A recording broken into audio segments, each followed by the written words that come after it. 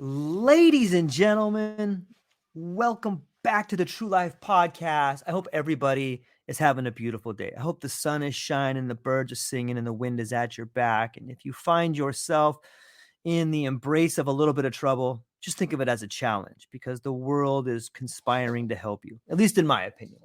I would love to introduce everybody today to prepare to embark on a journey of discovery as we delve into the groundbreaking insights of Dr. Michael E. Platt, the author of Adrenaline Dominance, a revolutionary approach to wellness. In a world where health mysteries persist, Dr. Platt boldly shines a light on the overlooked but powerful hormone adrenaline. This hormone, often relegated to the shadows, holds the key to understanding an array of seemingly incurable conditions, from ADHD to fibromyalgia and depression and more. Dr. Platt's work not only unravels the enigma surrounding excess adrenaline, but also offers a transformative natural protocol that has the potential to reshape how we approach healthcare. Today, we have the privilege of exploring this paradigm shifting perspective with Dr. Michael E. Platt, a board certified internist and pioneer in natural hormone replacement. Dr. Platt, thank you for being here today. Maybe you could explain to us what influenced you to write this book. First of all, I got enamored with hormones. And this happened after my mother died of breast cancer. And right after she died, I realized that I had inherited her hormones. You know, men and women had the identical hormones, different levels, but same hormones. And I realized that she had little progesterone because she had breast cancer, because she had a belly on her. And at that time, I used to have to slap my face when I was driving, trying to keep my eyes open. And this was a low blood sugar, so I knew I was overproducing insulin. So I started using progesterone to see if, anyway, ever since I started using progesterone cream, I never got sleepy in a car again. So I got intrigued with hormones, learned as much as I could, opened up a hormone clinic in 1995. And I had I guess, the fortunate situation where I could sit down and talk to somebody for 2 hours. You know, that you learn about medicine talking to people. And I realized after I talked to a number of patients, they all had a lot of the same complaints. And these complaints, the only thing that could have been causing them was increased adrenaline. And nowhere in my readings did I ever read about adrenaline. And but over the years, what I've realized is that excess adrenaline is the underlying cause of many conditions actually felt to be incurable. You know, for example, ADHD. I believe that my book is the only book that even talks about ADHD and adrenaline. But in order to eliminate, you know, if you have a condition that you want to eliminate, you have to treat the cause. So, needless to say, when you treat the reason why somebody's putting out a lot of adrenaline, you could actually eliminate ADHD, chronic interstitial cystitis, PMDD. All these conditions felt to be incurable. So I decided to write a book and about adrenaline because I couldn't find any books on adrenaline. And I think that the public has the right to know, you know, our whole medical system is sort of controlled by drug companies. You know, they're in charge of the FDA and the medical boards, and they determine what doctors learn in medical school. And so an entity that has no interest in people being healthy is what controls medicine. So,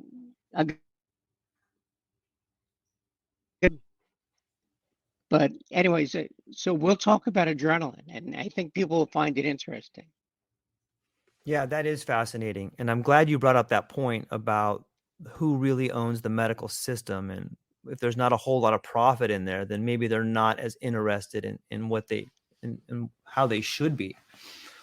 Well, basically, the medical treatment of too much adrenaline is progesterone, and that's a natural product. And drug companies cannot patent natural products. They have no interest in it. What So, what what do you think is causing this over production of adrenaline? Is it something that happens in everybody, or is there symptoms to it, or is it lifestyle? I can tell you pretty definitively that if somebody does have excess adrenaline, uh, one or both parents had excess adrenaline. It's always genetic, always. So if you have a child with ADHD, that means one or both parents have ADHD. Uh, just want to let you know that. Yeah, it's interesting. We don't hear about this kind of stuff in the modern literature, and it's interesting. When I think of adrenaline, I'm often reminded of the fight or flight response. How does this Exactly. right, how Yes. does this survival mechanism manifest in our modern lives, and how can it impact our daily behavior and decision making? Well, fight or flight is one of the reasons why the body puts out adrenaline, but that's actually a very rare reason. Uh,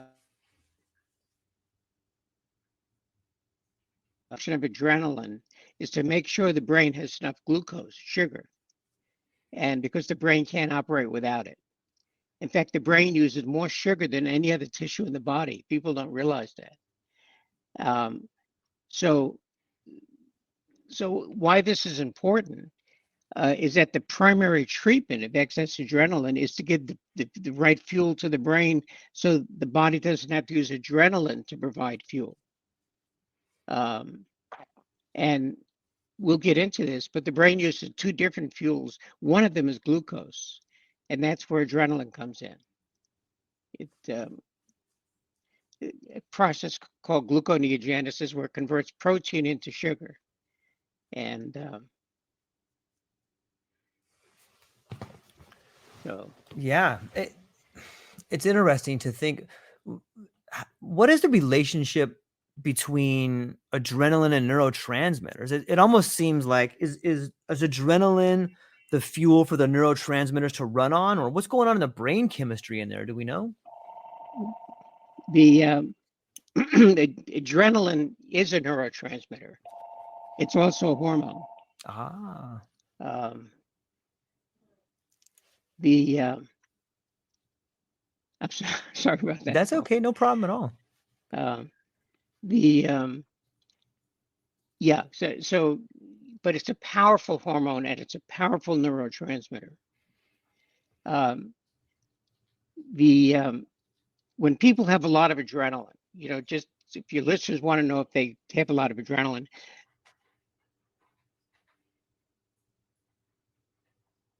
grind their teeth, that's adrenaline. Mhm. People that very often get up to urinate, especially around 2:30 in the morning when adrenaline peaks, um, is another symptom. But when people have a lot of adrenaline, they're quick to anger because adrenaline is an anger hormone. That's where road rage comes from. And you can actually get rid of road rage in 24 hours just by lowering adrenaline. Um, the But also when people have a lot of adrenaline, they may find that they carry a lot of tension in the back of their neck, and this can cause tinnitus, ringing in the ears, and it can cause um, severe headaches. There's a headache called occipital neuritis, causes excruciating headaches 100% of the time for migraines. Now, this is not a migraine headache, and this is an easy headache to get rid of. Um, Migraines, not so much. So, so actually, just putting some progesterone cream on the back of the neck gets rid of that tension that people carry. Also, when people have cold hands and cold feet, that's not a low thyroid, that's adrenaline, because adrenaline constricts blood vessels. It cuts off blood supply to the intestines. That's where IBS comes from. And it also cuts off blood supply to the salivary glands. That's why saliva test I never recommend for hormone studies. The hormones don't get into the saliva, and because they get a low cortisol, because the blood is cut off, that's where they come up with the diagnosis of adrenal fatigue, which is a condition that doesn't exist. Adrenal fatigue is really adrenaline dominant. So, um, the anyway, um, and the but again, um, there are a lot of conditions associated with excess adrenaline. Even bipolar disorders, that's excess adrenaline. Um, so anyway, It's fascinating to think about so many of these symptoms, and I know that just listening to them, been in I've had multiple of those symptoms throughout, the last few years in my life. Does excess adrenaline seem to be something that happens later in life, or can it happen through all stages of life? well, it can start as an infant. Babies that have colic, that's adrenaline. And these are the babies that do a lot of kicking in the womb, by the way. Um, you may have heard of women that vomit throughout their entire pregnancy. That's adrenaline also, and easy to fix. Um, the but and then after colic, you just put some progesterone cream in the baby's belly. It goes away in about 5 minutes. Um, the and then bedwetting in children is only caused by excess adrenaline, and you only see that in creative type children. And the reason for that is that creative people have the most adrenaline, um, and that um, you may be a little you may be creative.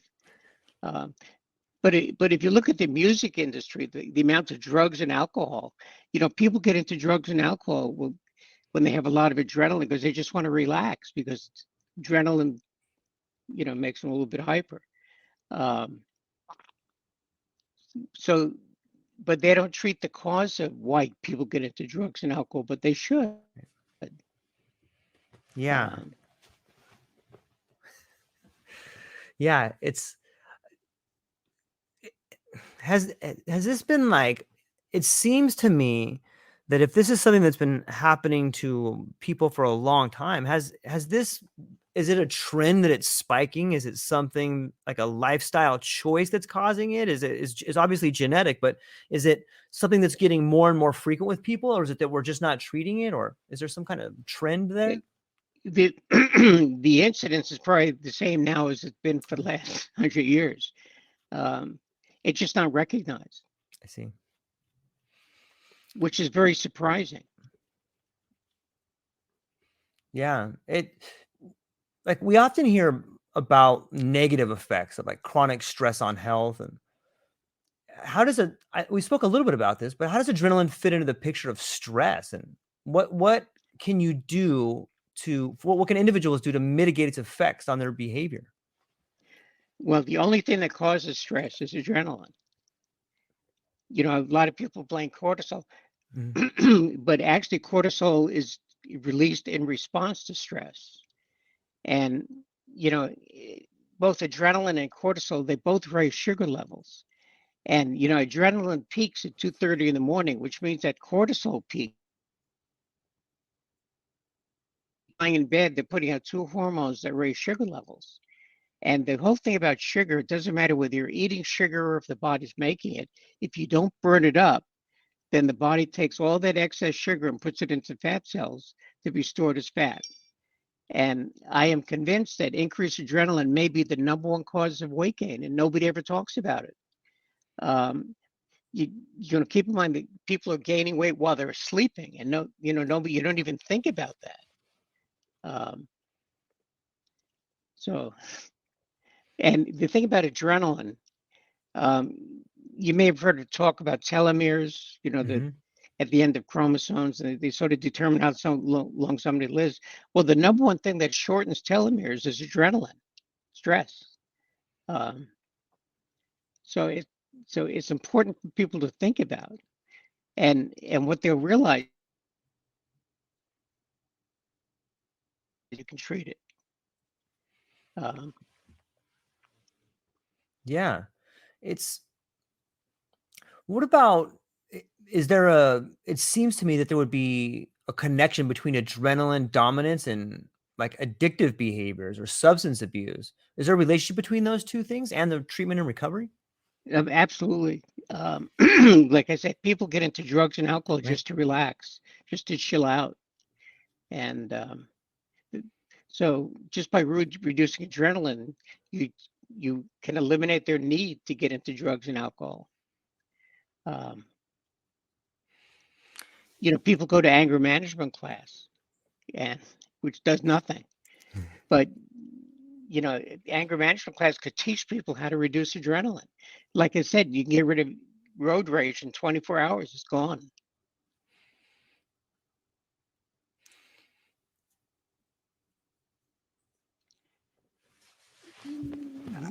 It kind of Um, it makes me wonder. Like it seems to me that there's a profound effect on behavior. Like when I think about anger management class, and I think about, it seems to me like people are not able to communicate effectively.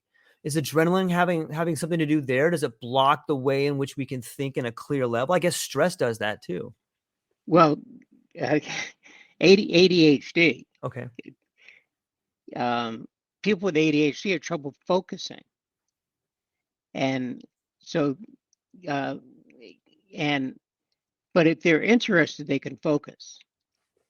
So the whole thing about ADHD is not a learning disorder; it's an interest disorder. If they're interested, they'll focus. But like I say, you can just by lowering adrenaline, you can get rid of ADHD in 24 hours. So, um, it's very rewarding to get people well. I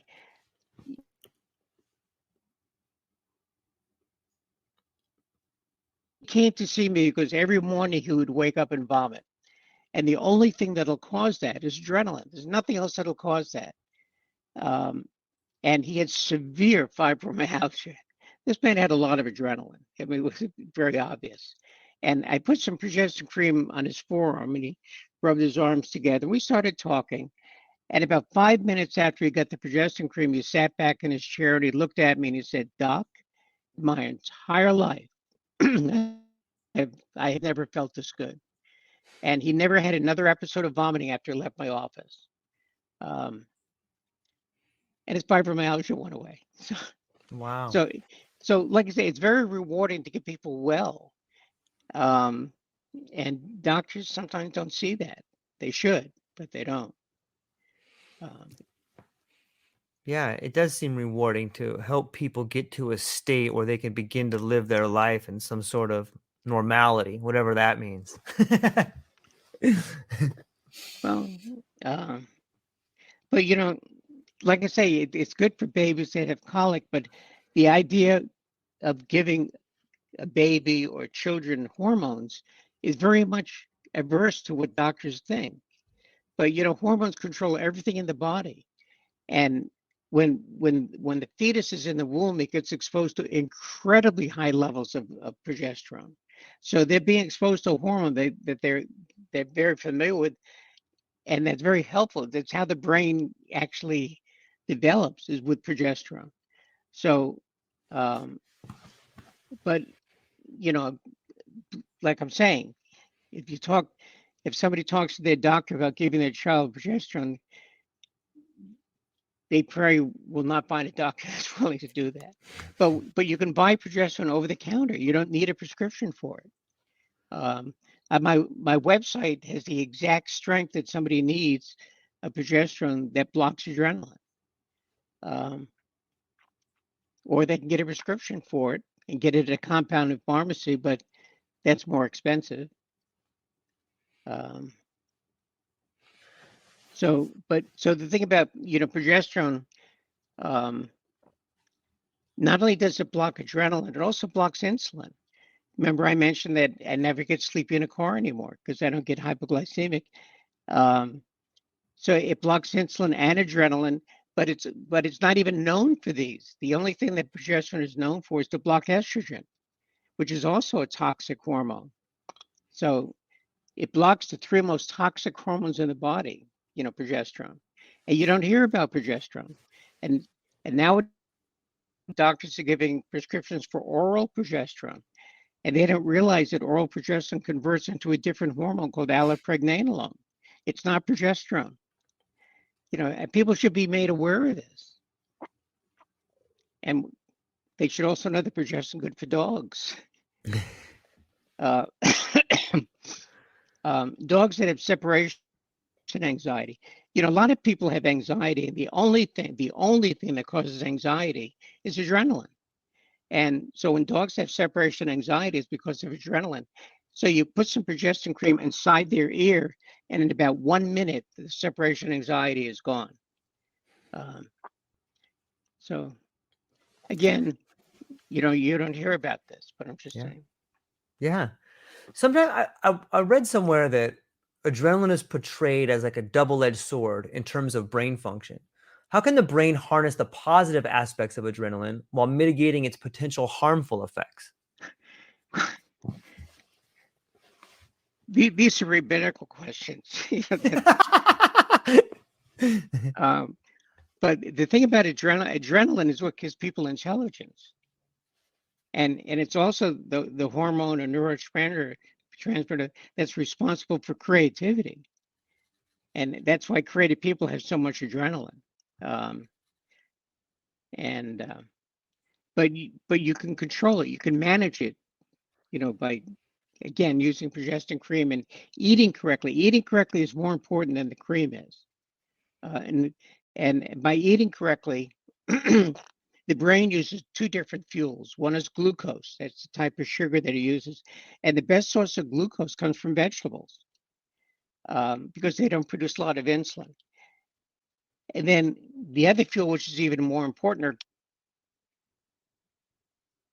ketogenic diet. Um, you can get ketones directly from coconut oil or something called MCT oil, which comes from coconut oil. So there are ways of providing fuel to the brain that are not that difficult. And MCT oil has no flavor, so you can add it to anything. Um, uh, Does it is testosterone produced through your body at the same amount throughout each day? Like, and using progesterone, would that change how much your adrenaline makes? Like, is there any issue with changing the amount of adrenaline your body makes, or will it just naturally align to what it should be? okay, it's an interesting question. There's no such thing as a progesterone stimulating hormone. So by using progesterone, you're not testosterone is, you can affect testosterone levels with testosterone, but not progesterone levels with progesterone. There's really very little downside to the use of progesterone.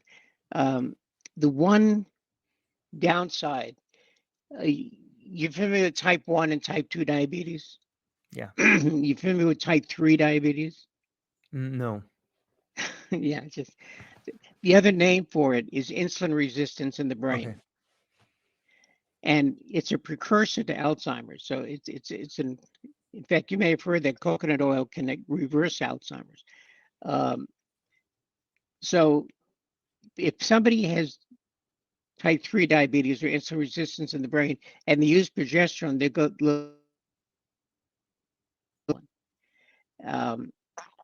In fact, it's really a test for type 3 diabetes, which they don't have. They don't know of a test, but if you give somebody progesterone and they get a rapid increase, palpitations, tension, whatever,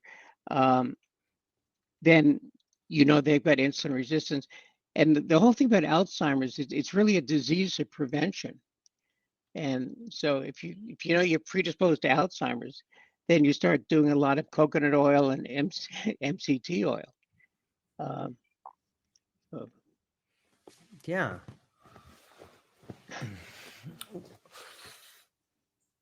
Is there like if someone is having like sleeping disorders or having problems, like would the application of progesterone be something you take an hour before bed, or would you wake up if you had to go to the bathroom and use it, or is there like a protocol for that? It's all. Everybody's different in terms of their needs for progesterone. You, for the most part, you cannot overdose on it. You could use it up to 30 times a day. You're not going to overdose on it. I usually start people if they have a lot of adrenaline on 4 times a day. And then when they start eating correctly, their adrenaline goes down, then I can reduce it to twice a day. It usually goes on the forearm. You rub the two forearms together. The back of the neck is a good place. The upper chest is another, but wherever the skin is thin and there's a good blood supply. Um, the But if people go to Amazon and look for the book on Amazon, they could read the reviews. Yeah. And see what people have to say about the adrenaline and progesterone or whatever. Or they can go to my website, Yeah. Even better. which is plattwellness.com. What besides do you remember you spoke about the incident where you used it in the car and you realized that it stopped you from being hypoglycemic? Was there another times in your life where you found it like, hey, this is really different? Was that the first time you realized that it really worked for you, or was there this an aha moment? Well, like most doctors, I had ADHD. And I used to get up and walk out of class. I couldn't focus. I had a real hard time focusing in school. And um, and I waited till the night before always. When I was going to have a test, I didn't study, didn't open a book until the night before an exam. And now that changed when I went to medical school.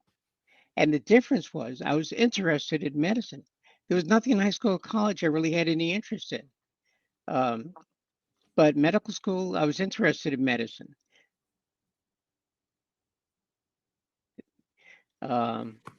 They give kids algebra, which is a course when they leave high school they'll never need. You don't use algebra once you leave high school. But and a lot of kids have trouble with algebra because they're not interested in it. I'm just saying they if they really understood what ADHD is all about, they could change the curriculum a little bit, make it easier. Yeah, I think they could change not only the curriculum in schools, but it seems that it would be a valuable ally in any sort of counseling or addiction rehab models as well. Okay. Yes, absolutely. Yeah. What about beyond? I'm sorry. Go ahead. No. What about what? I was gonna say beyond physical health. Like, how does it work on anxiety and depression? Like a lot of the times we'll see people that have anxiety and Well, depression, and when you talk yeah, about again, we're going to come back to this.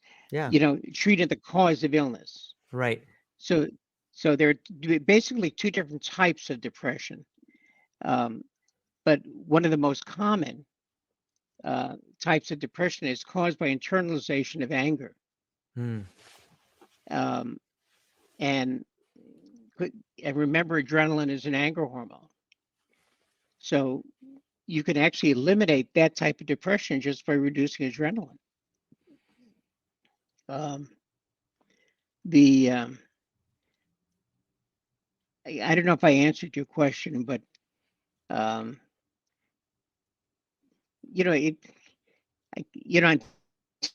they advertise a thing called an overactive bladder, and they have all sorts of drugs for this. But the only thing that causes an overactive bladder is adrenaline. There's nothing else that causes it. So wouldn't it be better just to lower adrenaline, get rid of it? I'm just saying that. Yeah, I agree. It seems to me that a lot of modern medicine takes this approach of covering up symptoms instead of addressing the problem. Well, they treat the symptoms. They don't, but they don't treat the cause of what makes the symptoms.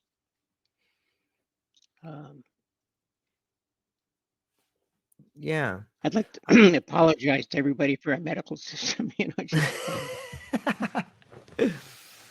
I think it's getting better though. I think that people like yourself And a lot of people out there are really going out of their way to begin to see the root cause of the problems and understand that masking a symptom will never solve the real issue. Well, they have a specialty called functional medicine. And functional medicine is supposed to approach the causation of illness. But I tried to get some schools that teach functional medicine interested in adrenaline. They had no interest. So I'm not. So I think I think still have a long way to go, but they're trying. But there's so many blockades. Yeah. Oh. Yeah.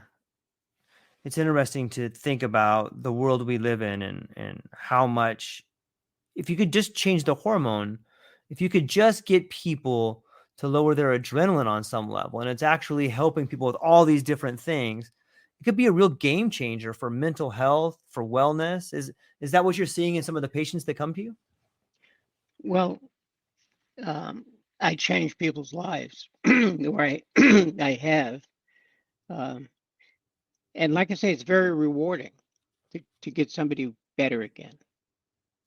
But even, there's a lot of interest in autism. Mm-hmm. And kids with autism have incredibly high levels of adrenaline. And they do wonderfully just by lowering adrenaline and using progesterone cream. Those kids with autism who don't speak start talking, and they have a lot to say actually. But so I'm just saying there's room for improvement if they'll allow it. Yeah. Do you think that some of the obstacles are that health is an industry, and it's almost on some level it seems like there's revolving door, especially when we look at addiction. Sometimes people that have addiction get a pill for treatment that they get addicted to. It just seems Well, like an one industry. of the biggest obstacles are doctors. Mm. Um, Doctors have a certain way of doing things. I know that in my own hometown, I ran into a lot of problem with the doctors because they're upset that when their patient came to see me, I took them off all their medications. And that's a real slap in the face to doctors. And so I had to deal with the medical board because of that. And the medical board is funded by drug companies. So, you can just guess how that went. Uh, but, medicine has been a passion for me. And like I say, getting people well is very rewarding. But we have a long way to go. Absolutely. What was it as a young man growing up that got you involved in medicine? A lot of the times people I spoke to have an incident that happened in their life that caused them to go a certain way. Was that how medicine was for you? No, I'm not sure what sparked my interest in medicine, but I always like solving things, and medicine has a lot of room to allow for solving. People don't realize how important it is for a doctor to be able to sit down and talk to a patient, because that's how you learn what's going on. But doctors are more comfortable doing testing, and I've always preferred treating people rather than lab tests, because you could never go wrong treating a print, but you can go wrong treating a lab test. But that's me, you know. Is this method of using progesterone something that's used a lot of times in Europe or other countries, or even in different countries? They have different methods for treating things. Is it mostly in the Western world that they have a problem with this, or is it progesterone more distributed in other parts of the world as a method? I I think the lack of knowledge about progesterone is universal. I don't know, a lot of countries don't allow it to be sent into the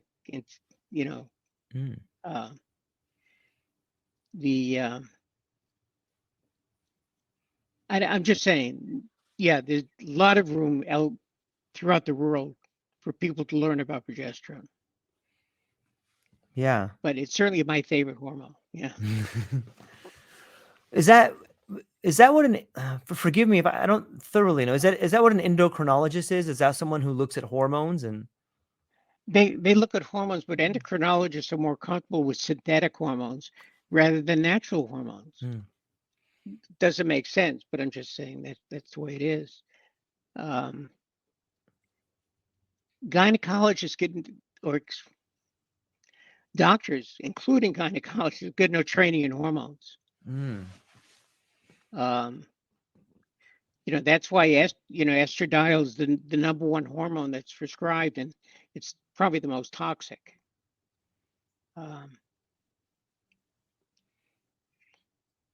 the, Are you a the proponent of bioidentical hormone replacement therapy for people that hit a certain age? Yes. But that age can be any age. Um, yeah, doctors could, the doctors are not trained for the most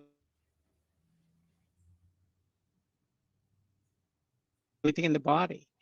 I mean, doctors could do with a little bit more training, frankly.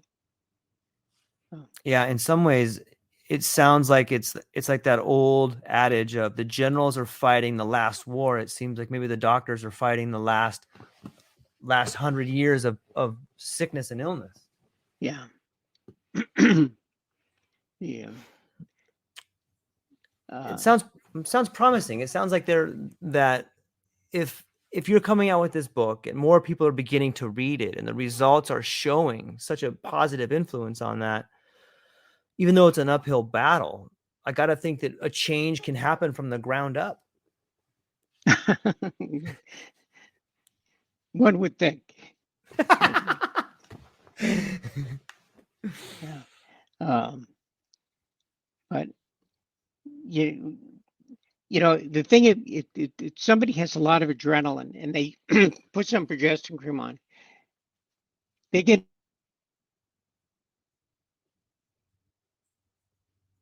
notice they're able to focus better.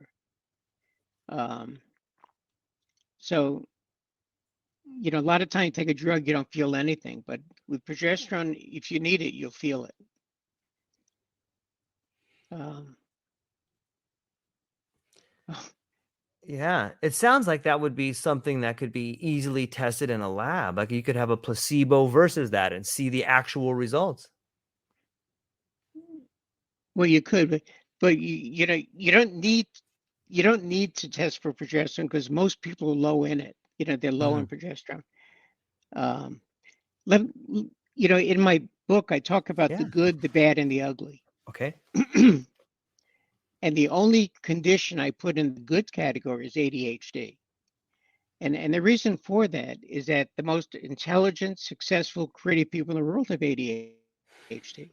So I say to myself, how bad can it be? Um, but and I mentioned that creative people have the most adrenaline. Now, how does somebody know if they're creative? Right? Well, creative people are very intuitive about other people. They can pick up good energy and bad energy from people. They have premonitions. They have deja vu type feelings. When the phone rings, they'll either know who it is before they answer, or they'll say, "I was just thinking about you." They'll also notice that animals will be very attracted to them. Animals can feel the energy that all that increased adrenaline is putting out, and they're very attracted to it. So are creative children will be attracted to them also. Um, the but it's important for creative people to realize they've got a lot of adrenaline. So if very often they're fighting weight because you're putting out a lot of adrenaline, um, and they have some anger issues, but it's real easy to treat. So What do you think it is on another person that can pick up that energy? Is it like a pheromone or something like that they're like, wow, I can feel this person's testosterone? It's an interesting question. Mm. It's just that creative people can pick up other creative type people. Um, these are the healers, the people, um, or some people say that people come up to them they don't even know and talk to them about their problems. Um, I'm just saying that they have a certain energy that, and whether it's pheromones or who knows, it's something Yeah. that's drawing people in. Um, Yeah. Yeah, I agree with all of that. It's interesting to me too. What about vision? We talked a little bit about the fight or flight, and sometimes your pupils narrow or they take more light in. Is that something that can be harnessed to help with adrenaline? Because maybe like a pilot or someone that wants to hit a fastball, maybe they want to have more adrenaline in there. Could they take progesterone like an hour before or an hour later? Or well, athletes, yeah, professional athletes have a lot of adrenaline. Um, People in law enforcement, yeah. people in the military, and they use adrenaline to as the fight or flight. There are certain conditions like Lyme disease that put the body into a fight or flight pattern. And these people have a lot of adrenaline also, a lot of symptoms of Lyme disease, increased adrenaline. Um, this long COVID that they talk about, these people have a lot of symptoms of increased adrenaline. I haven't Mhm. dealt with these people. I haven't seen them, but I read about them. Um, but they sound like they've got can be helped by lowering adrenaline. It makes me wonder about autoimmune diseases when the body is just attacking itself. Is that something that has to do with adrenaline too? No, but it's good to be aware of that. Um, you know, multiple sclerosis is a autoimmune disease, um, and they use something called low dose naltrexone. Are you familiar with that? LDN. I'm not. Um, yeah. Um, it's a drug that has no side effects, and should be used in people with. But the thing about MS is a demyelinating condition, and the number one um, instrument, if you will, that increases myelin is progesterone. It Mm. stimulates the production of myelin. So you would think that automatically people with MS would be put on progesterone. Um, but as it is, most people and most doctors think that progesterone is a woman's hormone. Um, you know, Men actually stop making progesterone around the age of 50. And it's after the age of 50 that men start getting prostate cancer because they no longer can block estradiol and they start putting on weight around the middle because they can't block insulin. Um, so it's an important hormone that nobody ever talks about. Not a Yeah. perfect world. Is there like a certain supplemental amount, like on a cream that someone over 50 would use, or it would just depend on body and weight, or The strength of progesterone is the important thing. okay. And and progesterone comes in different strengths. What I recommend is a 5% progesterone. That means that each pump is 50 milligrams. And that's the exact strength you need to block adrenaline. Mhm. They have higher strengths, they have lower strengths, but 5% is the ideal strength. Um, and What is the we spoke about like a dog, you could put it in its ear and you can see the separation anxiety. Does that particular, is it a day or 2 days in someone who obviously it probably depends on the malady or the problem they have, but people can start seeing results in up to like 24 hours. Is that accurate? or or less, Or less? or Wow. less. Yeah. Does it the adrenaline seems to me to be, if someone had had it for a longer period of time, does that do more damage to the body than if someone catches it a little bit earlier, or does prolonged adrenaline seem to have prolonged worse effects on the body? People that have a lot of adrenaline Mhm. it's a lifelong thing. Mm. Um, and but easy to fix. Yeah.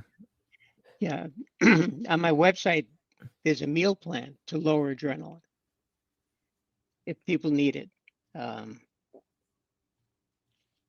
so What about stacking it with like other herbs like turmeric, or is there things that work synonymous with it, with progesterone or lowering adrenaline?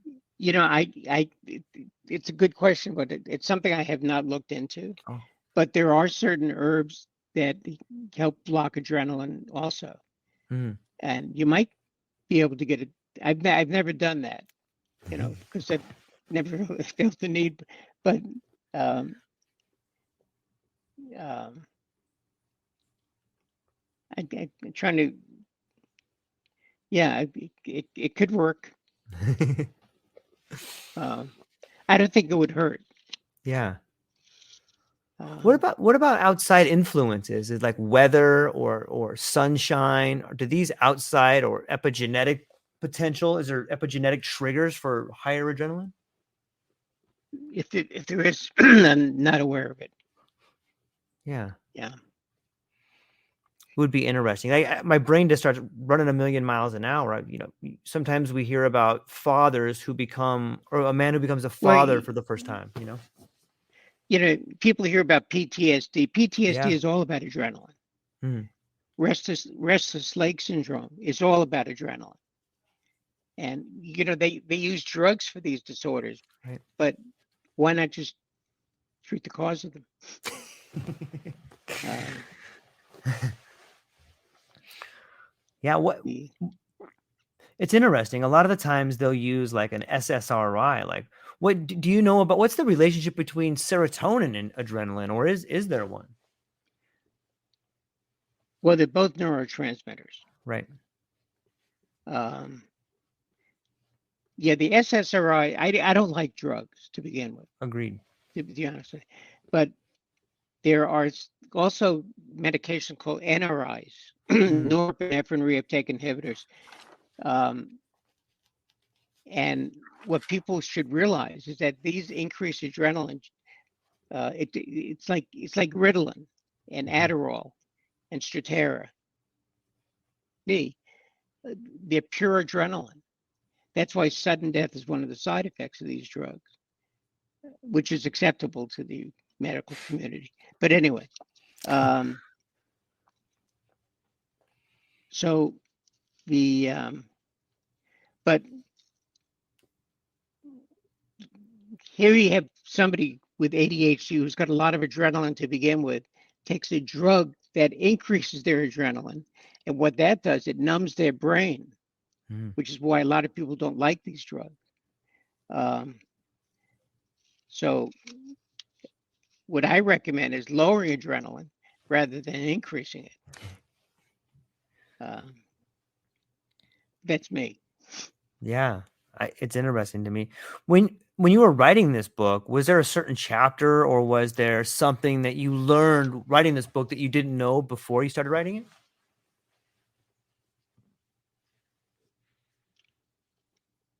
I think I most of what's in there.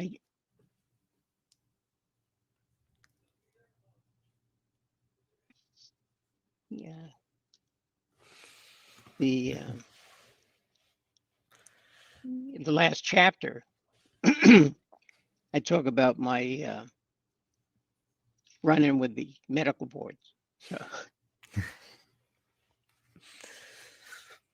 Yeah, that's always an interesting point in any book, is the confrontation and then the outcome that happens from there. Do you see maybe another book coming after this? Like, it seems to me that there could be a whole series of like case studies or just interesting stories or clients that have been able to be helped through it. Like, and then the dialogue between them. I would read that book as well. Well, this was actually my second book. The first book was called The Miracle of Bioidentical Hormones. And that book literally brought thousands of patients to my office from all over the country and all over the world came in because of that book. And it's different from other hormone books, but because it explained how you could use hormones to get well again. You could actually eliminate asthma with progesterone. Some women, if they cough or sneeze, they lose urine, and you can get rid of that in 3 days if they treat it correctly.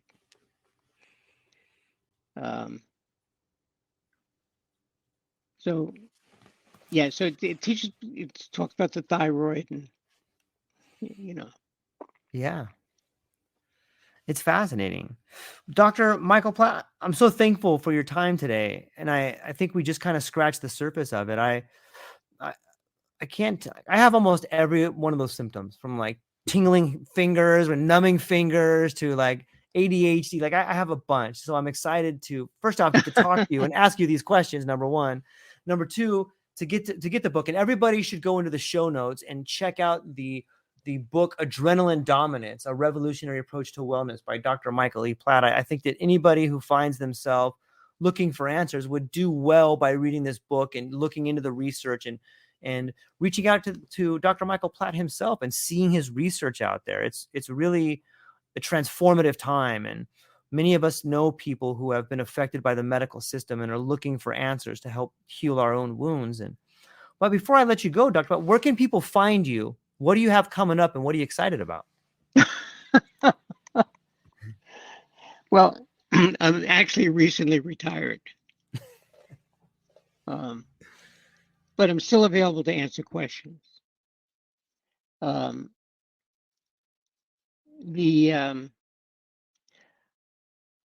think I may write another book. I wrote a manual called the Platt Protocol for Hormone Balancing, and it's for doctors. Teach them how to do hormones. And that's available on my website.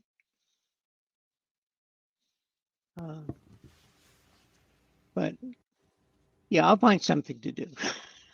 I'm not worried. Yeah. It sounds like it can be very helpful to relationships and the way we see ourselves. That's another point too, is sometimes changing the way we think about things can fundamentally change the way we model reality. It sounds like hormones are a big part of that.